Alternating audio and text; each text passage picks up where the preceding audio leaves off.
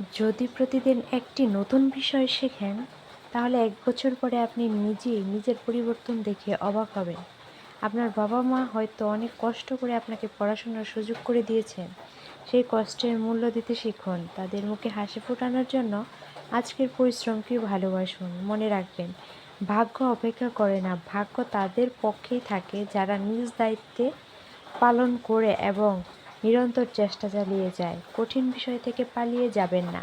যেটি সব সময় কঠিন মনে হয় সেটি আগে পড়ুন, কারণ কঠিন বিষয়কে জয় করার মতোই আত্মবিশ্বাস তৈরি হয়। আপনি যদি প্রতিদিন একটু একটু করে এগিয়ে যান, তাহলে একদিন অনেক দূরে পৌঁছে যাবেন। বড় সাফল্য একদিনে আসে না, ছোট ছোট নিয়মিত প্রচেষ্টার ফলে বড় অর্জন কিছু সম্ভব হয়। আজকের এই মুহূর্তে একটি সিদ্ধান্ত নিন, আমি হাল ছাড়ব না। আমি হাল ছাড়ব না।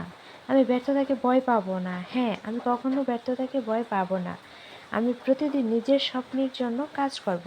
মনে রাখবেন, পরিশ্রম, ঘাম একদিন সাফল্যের হাসিতে অবশ্যই পরিণত হবে। যে মানুষ নিজেকে সম্মান করে, সময় একদিন তাকে সম্মান করবে। স্বপ্ন তাকে বাস্তবে রূপ নেয় যখন আপনি কাজ শুরু করবেন। তাই ভয়কে বন্ধু বানান, সময়কে মূল্য দিন এবং নিজের লক্ষ্যে অটুট থাকুন। হয়তো আপনার সাফল্য আজ নয়, কালও নয়, কিন্তু যদি আপনি থেমে যান, তাহলে তো শেষ। আর যদি থেমে না যান, তাহলে একদিন সফলতা আসবে, আপনার দরজায় কড়া নাড়বে। ধন্যবাদ সবাইকে। সবাই ভালো থাকবেন, সুস্থ থাকবেন।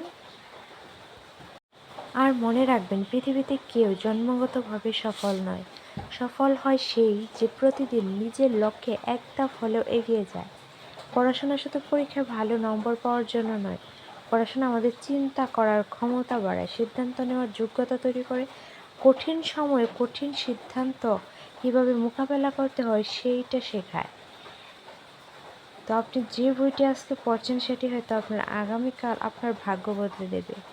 আমার পড়তে ভালো লাগে না, এসব কথা অনেকেই বলে, কিন্তু কি জানেন, পড়তে ভালো লাগে ঠিকই, কিন্তু আমাদের মন বসে না। আমাদের মনটাকে কন্ট্রোল করতে হবে, তাহলে আমরা মানে পড়তে বসবো, আমাদের লক্ষ্য যেটা সেদিকে এগিয়ে যেতে পারবো এবং সফলতা আমাদের নিকটে থাকবে।